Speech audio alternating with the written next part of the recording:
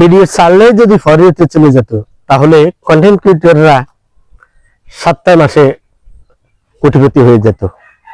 সেজন্য বলি বন্ধুরা, ফেসবুক হচ্ছে ধৈর্যের জায়গা, সোশ্যাল মিডিয়া বলতে ধৈর্যের জায়গা। এখানে আপনি চাইলে রাতারাতি বড় ধরনের কিছু হতে পারবেন না। এটা একান্ত আপনি যে সোশ্যাল মিডিয়া ব্যবহার করবেন, ফেসবুক কিংবা অন্য কিছু, এটা তাদেরই এখতিয়ার। ওনারা যদি আপনার অ্যাক্টিভিটিস ভালো দেখে আপনার নর্মাল একটি ভিডিওকে পরেতে চালিয়ে দিতে পারে, এটা একান্ত তাদের এখতিয়ার। সেজন্য সকল কাজের ক্ষেত্রে আপনাদেরকে বা আমাদেরকে সকলকে একটা জিনিস মনে রাখতে হবে, আমরা যে সোশ্যাল মিডিয়ায় কাজ করি সেই সোশ্যাল মিডিয়ার নীতিগত পলিসিগুলি যেন আমরা 16 আনায় মেনে চলি।